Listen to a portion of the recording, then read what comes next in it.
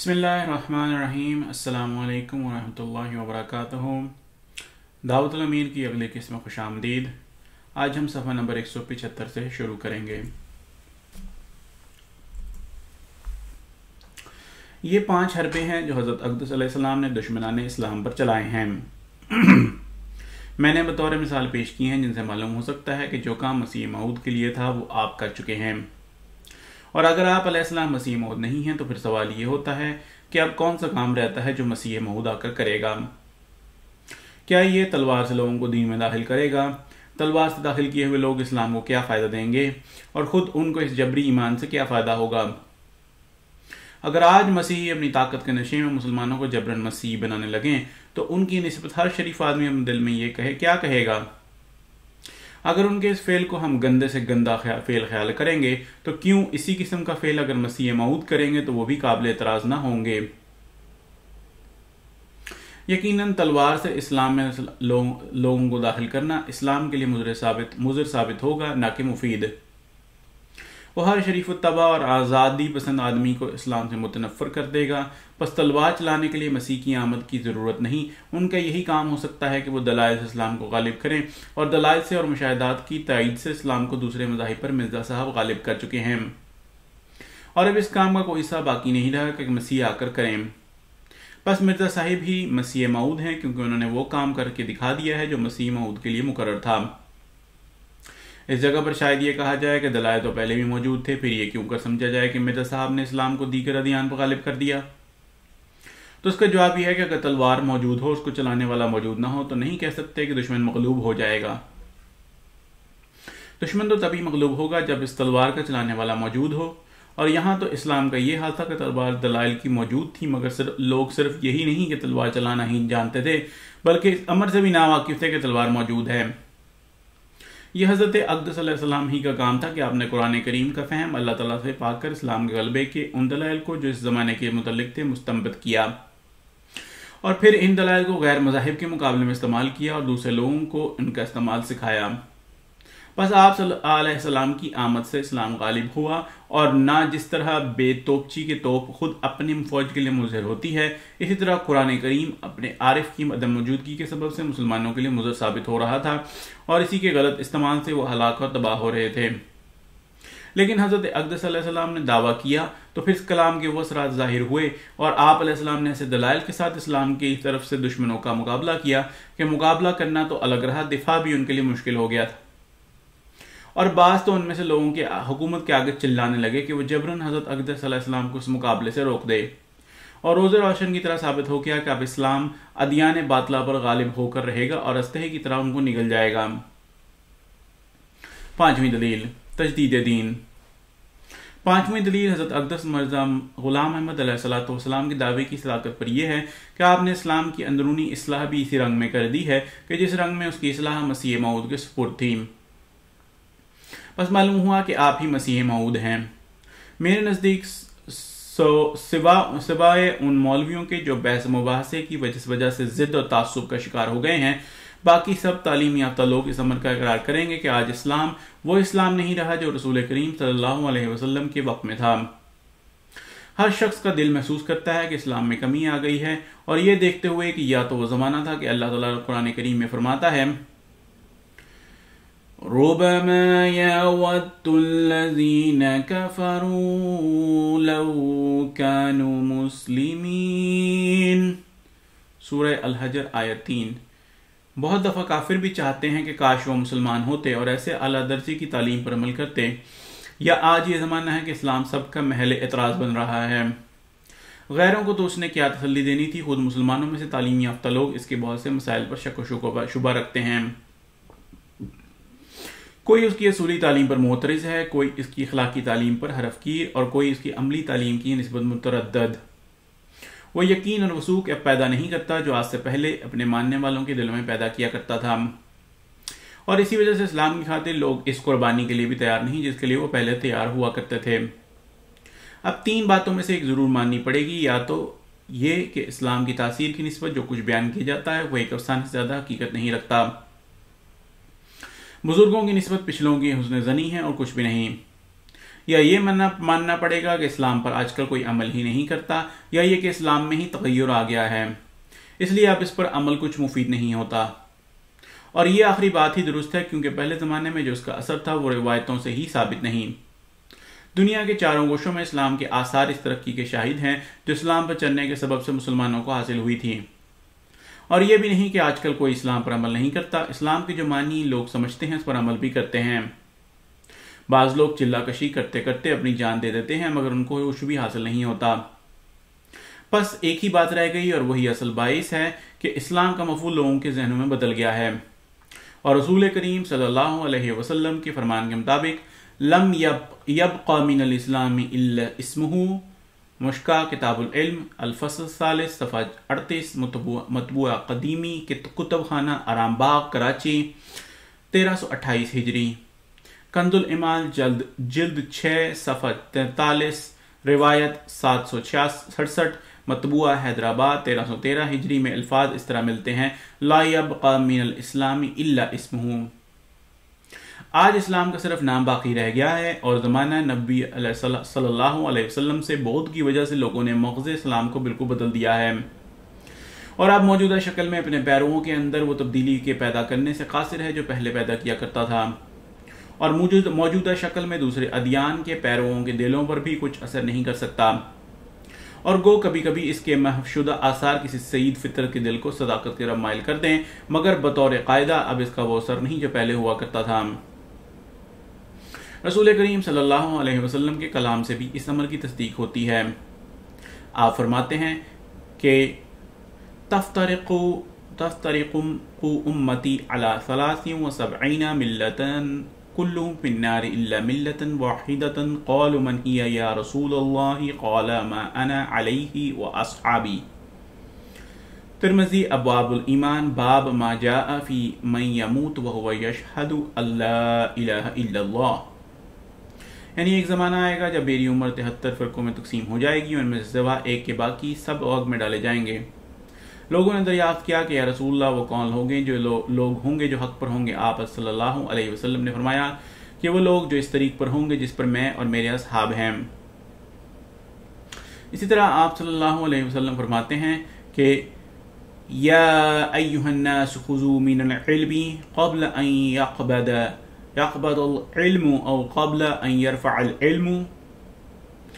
क़ील या रसूलल्लाह कैफ़ युरफ़अल इल्मु व हाज़ल क़ुरआन बैन अज़हूरिना फ़क़ाल अय थक़लतका उम्मुका व हाज़िहिल यहूदु वन्नसारा बैन अज़हूरिहिम अल-मसाहिफ़ लम युस्बिहू यतअल्लक़ूना बिल हर्फ़ि मिम्मा जाअतहुम बिही अंबियाउहुम अला व इन्न ज़हाबल इल्मी अन यज़हब हमलतहु 3 मर्रात। कंजुल आमाल जिल्द 10 सफ़ा 168, रिवायत 28869, मतबूआ हल 1971। यानी या लोगों इल्म हासिल करो कबल इसके कि इल्म उठा लिया जाए। दरियाफ्त किया गया या रसूलुल्लाह इल्म किस तरह उठा लिया जाएगा, हालांकि कुरान हमारे पास मौजूद है। आप सल्लल्लाहु अलैहि वसल्लम ने फरमाया इसी तरह होगा, तेरी माँ तुझ पर मातम करे। क्या देखते नहीं कि यहूद व नसारा के पास किताबें मौजूद हैं, लेकिन वो इस तालीम के साथ कुछ भी ताल्लुक़ नहीं रखते जो उनके अंबिया लाए थे। सुनो, इल्म इसी तरह जाता है कि आलिम दुनिया से गुजर जाते हैं। आप सल्लल्लाहु अलैहि वसल्लम ने फ़िक़रा 3 दफ़ा बयान फरमाया। इस हदीस से मालूम होता है कि एक वक्त उम्मत मुहम्मदिया सल्लल्लाहु अलैहि वसल्लम नहायत ख़तरनाक हालत को अख्तियार करने वाली है, जबकि इल्म दुनिया से उठ जाएगा। लेकिन साथ ही ये भी मालूम होता है कि इस वक्त एक फ़िरका ऐसा होगा जो हक़ पर होगा, और वह फ़िरका होगा जो सहाबा रिज़वानुल्लाह अलैहिम के रंग में रंगीन होगा। और हदीस से मालूम होता है कि सहाबा रिज़वानुल्लाह अलैहिम के रंग में रंगीन सिर्फ मसीह मऊद की जमात है, क्योंकि रसूल करीम सल्लल्लाहु अलैहि वसल्लम फरमाते हैं कि मैं नहीं जानता इस उम्मत का पहला हिस्सा अच्छा है या आखिरी। बस मा अना अलैहि व अस्हाबी से मुराद मसीह मऊद की जमात है, और हक़ भी यही है कि मसीह मऊद की जमात हो, क्योंकि कोई जमात सहाबा की तरह नहीं हो सकती जब तक कि वो किसी मुरसल मिनल्लाह की सोबत याफ्ता ना हो। खुलासा कलाम ये कि मज़कूरा बाला अहादीस से मालूम होता है कि उम्मत मोहम्मदिया सल्लल्लाहु अलैहि वसल्लम में से इल्म और दीन के मिट जाने पर मसीह मऊद के ज़रिए से अल्लाह ताला फिर इस्लाम को कायम करने का वादा कर चुका है। बस मसीह मऊद होने के लिए ज़रूरी है कि वो शख्स जो मुद्दई हो, इस्लाम की असल तालीम को कायम करने वाला और कुरान करीम के सही अलूम बयान करने वाला हो, और अगर वो ऐसा ना करे तो मसीह मऊद नहीं हो सकता।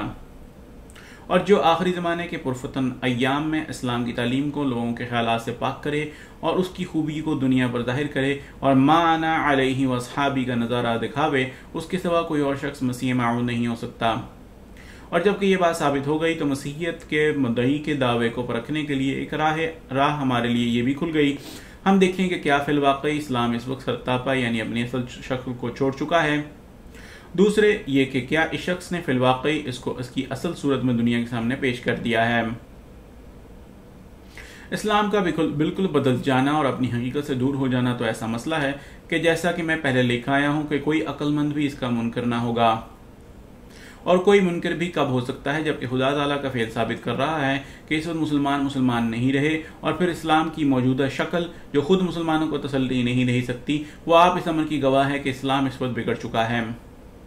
बस सिर्फ ये सवाल बाकी रह जाता है कि क्या हज़रत अक़दस मिर्ज़ा ग़ुलाम अहमद अलैहिस्सलाम साहिब ने हकीकी इस्लाम को, जो अपनी खूबसूरती और दिल आवेज़ी के सबब अपनों और गैरों सब के दिलों को अपनी तरफ खींच लेता है, फिलवाक़े दुनिया के सामने पेश किया है या नहीं, और क्या आपने इन मफासिद को इस्लाम से दूर किया है या नहीं जो इसकी पाक तालीम में अल्लाह से दूर और ख़ुद गर्ज़ मुल्लाओं ने दिए थे। इस सवाल को हल करने के लिए मैं मिसाल के तौर पर चंद मोटी मोटी बातें जनाब के सामने पेश करता हूँ, जिनसे आपको मालूम हो जाएगा कि इस्लाम की शक्ल को इस लोगों ने कैसा बदल दिया है और हज़रत अक़दस ने किस तरह इसकी शक्ल को दुनिया के सामने पेश किया है। मजहब का नुक्ता मरकजी जिसके गिर्द बाकी सब मसाइल चक्कर लगाते हैं, या ये कि इस्लाम की वो जड़ जिसके लिए बाकी सब अकायद और अमाल बमंज़िला शाखों और पत्तों के हैं, ईमान बिल्लाह है। तमाम अकायद इसकी तायीद के लिए हैं और तमाम आमाल इसकी तस्बीत के लिए, और ईमान बिल्लाह के अज्जा में से सबसे बड़ा जुज़ ईमान बित्तौहीद है। रसूल करीम सल्लल्लाहु अलैहि वसल्लम ने जिस वक्त से के दावा किया और उस वक्त तक आप सल्लल्लाहु अलैहि वसल्लम फौत हुए, ला इलाहा इल्लल्लाह की तालीम का ऐलान जारी रखा। हर एक किस्म की तकलीफ बर्दाश्त की, मगर इस तालीम का इजहार तर्क न किया। हत्ता के वफात के वक्त भी आप सल्लल्लाहु अलैहि वसल्लम को अगर कोई ख्याल था तो यही कि ये तालीम जिसे इस कदर कुर्बानियों के बाद आप सल्लल्लाहु अलैहि वसल्लम ने कायम किया था, दुनिया से मिट न जावे। ऐ बादशाह, एक मुसलमान का दिल पिघल जाता है और उसका जिगर टुकड़े टुकड़े हो जाता है जब वो अहादीस तारीखों में ये पढ़ता है कि मर्ज़ मौत में जबकि शिद्दत मर्ज़ से आपके जिस्म और पसीना आ जाता था और बीमारी आपके बारीक आसाब पर अपना असर कर रही थी, आपका कर्ब और आपकी तकलीफ और भी बढ़ जाती थी जब आप सल्लल्लाहु अलैहि वसल्लम यह ख्याल फरमाते थे कि कहीं लोग मेरे बाद इस तालीम को भूल ना जाएं और शिक में मुब्तला ना हो जाएं। और आप सल्लल्लाहु अलैहि वसल्लम इस वक्त की तकलीफ में भी अपने नफ्स को भूले हुए थे और उम्मत की फिक्र से दाएं से बाएं और बाएं से दाएं करवटें बदल बदल कर फरमा रहे थे कि लअनल्लाहुल यहूद वन नसारा इत्तखज़ू क़ुबूर अंबियाइहिम मसाजिद। बुखारी किताबुल जनाइज़ बाब मा जाअ फिल क़ब्र नबी व अबी बकर व उमर रज़ियल्लाहु तआला अन्हुम। अल्लाह ताला यहूद नसारा पर लानत करे कि उन्होंने अपने नबियों की कब्रों को मसाजिद बना लिया, जिससे आपकी मुराद ये थी कि देखना मेरी उम्र भर की तालीम के खिलाफ मेरी वफात के बाद मुझी को पूजने ना लग जाना और तौहीद इलाही की तालीम को भूल ना जाना। ये मर्ज़ मौत में आपका कर्ब और तौहीद इलाही की मोहब्बत एक ऐसा दर्दनाक वाक़या था कि आप सल्लल्लाहु अलैहि वसल्लम से मोहब्बत रखने वाला इंसान इस वाक़े के दर्दनाक असर के मातहत शिर्क के करीब भी कभी नहीं जा सकता था। मगर यह बादशाह, आप देखते हैं कि मुसलमान कहलाने वालों में से अक्सर वो लोग हैं जो खुल्लम खुल्ला इस तालीम के खिलाफ अमल कर रहे हैं। वो कौन सा मुसलमान है जो आज से 1300 साल पहले ये वहम भी कर सकता था कि ला इलाहा इल्लल्लाह के अलम्बरदार किसी वक्त कब्रों पर सिजदा करेंगे, अपने बुजुर्गों के मकामात की तरफ मुंह करके नमाजें पढ़ेंगे, इंसानों को आलमुल गैब करार देंगे, औलिया अल्लाह को खुदा ताला की कुदरत का मालिक समझेंगे, मुर्दों से मुरादें मांगेंगे, कब्रों पर नियाज़ें चढ़ाएंगे, अपने पीरों की निस्बत ये यकीन रखेंगे कि ये जो चाहें अल्लाह ताला से मनवा लेंगे और उनको हाजिर नासिर जानेंगे, अल्लाह के सिवा दूसरे लोगों के नाम पर कुर्बानियाँ देंगे और फिर इस सब पर मजीद ये जुल्म करेंगे कि दावा करेंगे कि ये सब तालीम कुरान करीम की और रसूल करीम सल्लल्लाहु अलैहि वसल्लम की है। मगर मशरिक से लेकर मगरिब तक और शुमाल से लेकर जुनूब तक जिस जिस जगह मुसलमान रहते हैं ये सब कुछ हो रहा है, और कसीर हिस्सा मुसलमानों का मज़कूरा बाला बातों में से किसी न किसी बात का मुर्तकिब है। रसूल करीम सल्लल्लाहु अलैहि वसल्लम के इस सोज़ो गदास को देखकर अल्लाह ताला ने आपके मज़ार मुबारक को तो इन बदात से बचा लिया, मगर दीगर बुजुर्गान इस्लाम की कब्रों पर आजकल हिंदुओं की मंदिरों से कम मुशरिकाना रसूम नहीं होती। यकीन अगर आज रसूल करीम सल्लल्लाहु अलैहि वसल्लम तशरीफ़ लाकर देखते तो उन लोगों को मुसलमान ख्याल ना फरमाते, बल्कि किसी और मुशरिकाना दीन के पैरों ख्याल करते। शायद कहा जाए कि ये ख्यालात तो जाहिल लोगों के हैं, उलमा इन ख्यालात से बेजार हैं, मगर हक ये है कि किसी कौम की हालत इसके अक्सर अफराद से देखी जाती है। जब मुसलमानों में से अक्सर इन ख्यालात के पैरों हों तो यही फैसला करना होगा कि मुसलमानों की हालत बिलिहाज तौहीद के गिर गई है, और वो ला इलाहा इल्लल्लाह के असल को जो इस्लाम की जान था भुला बैठे हैं। मगर ये भी दुरुस्त नहीं कि अवामुन्नास ही इन अकायद के कायल हैं। इन अवामुन्नास के पीर और मौलवी भी इनके ख्यालात से मुत्तफिक हैं, और अगर बाद उनमें से दिल से मुत्तफिक नहीं तो कम से कम उनकी हालत भी इस कदर ख़राब हो गई है कि वो ज़ाहिर में अवामुन्नास के ख्यालात का रद्द नहीं कर सकते, और ये बात भी इस बात की अलामत है कि ईमान मिट गया है। बाज़ फ़िरके मुसलमानों में से ऐसे हैं जो दावा करते हैं कि वो शिरक से बिल्कुल मुजतनिब हैं, बल्कि वो दूसरे लोगों पर नाराज़ होते हैं कि उन्होंने शिरक करके इस्लाम को सदमा पहुँचाया है, मगर ताज्जुब है कि ये लोग खुद भी शिरक में मुब्तला हैं और दूसरों से उनको सिर्फ इस कदर इम्तियाज़ हासिल है कि ये हर एक शख्स को अल्लाह का शरीक नहीं बनाते, सिर्फ मसीह अलैहिस्सलाम को अल्लाह का शरीक समझते हैं कि ये लोग भी दूसरे मुसलमानों की तरह मसीह अलैहिस्सलाम को जिंदा आसमान पर बैठा हुआ यकीन करते हैं। इनके नज़दीक रसूल करीम सल्लल्लाहु अलैहि वसल्लम जो अफ़ज़ल अंबिया थी ज़मीन में मदफून हैं, लेकिन हज़रत मसीह नाऊज़ु बिल्लाह मिन ज़ालिक 2000 साल से आसमान पर जिंदा बैठे हैं। अल्लाह ताला उनको मौत ही नहीं देता। कुरान करीम में साफ पढ़ते हैं कि जिन बुजुर्गों को लोग अल्लाह के सिवा पुकारते हैं वो मुर्दा हैं, जिंदा नहीं हैं, और ये भी नहीं जानते कि कब उठाए जाएंगे। अमवातु गैरु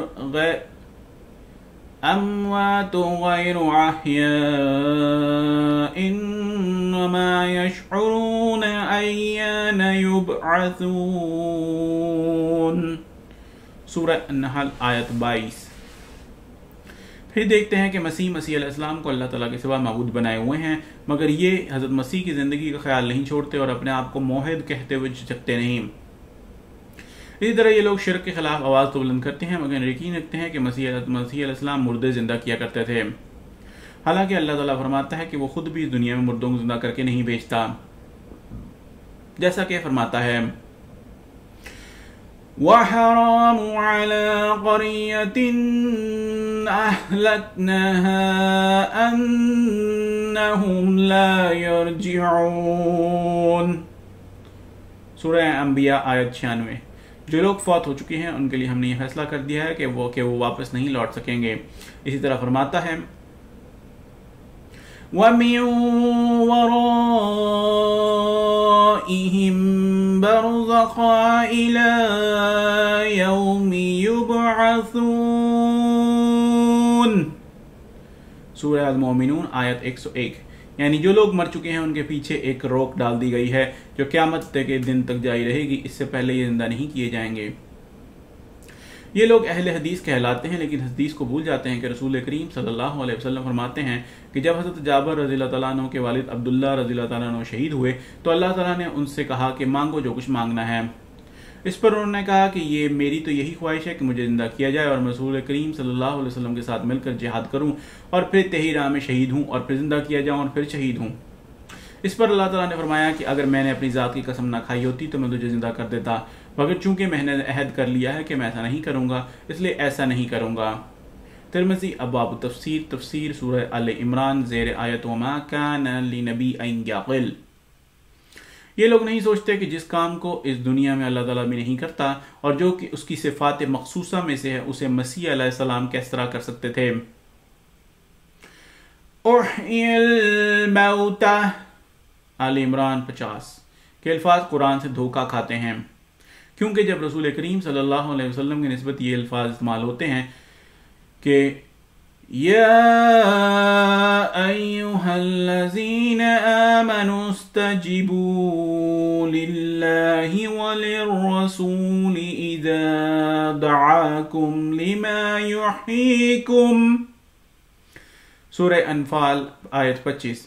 ए मोमिनो, अल्लाह और उसके रसूल की बात को कबूल कर लिया करो जब उनमें से कोई तुमको बुलाए ताकि तुमको जिंदा करे, तो उस वक्त उनकी ये मायनी करते हैं कि ज़िंदगी से मुराद रूहानी ज़िंदगी है, जब अहा के मानी रूहानी ज़िंदगी देने के भी होते हैं, और जबकि अल्लाह ताला के सिवा कोई मुर्दे ज़िंदा नहीं कर सकता, और जबकि इस दुनिया में मुर्दे ज़िंदा करके अल्लाह भी नहीं भेजता, तो फिर क्यों अहिया के वो मानी नहीं लेते जो कलाम इलाही के मुताबिक हैं और जिनसे शिरक न पैदा होता हो।